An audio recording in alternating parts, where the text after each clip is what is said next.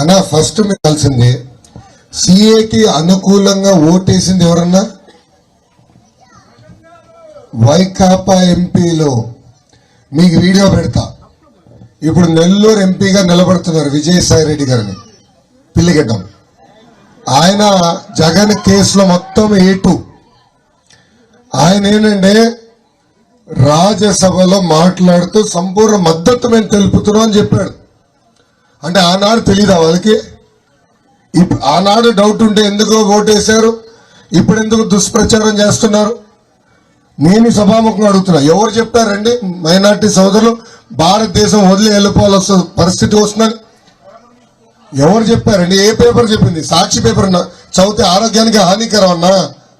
సాక్షి paper చదివితే ఆరోగ్యానికి హానికరం, సాక్షి టీవీ చూస్తే మన గుండెపోటు వస్తుంది. దయచేసి రెండు చూడదు. అది ఫేక్ న్యూస్.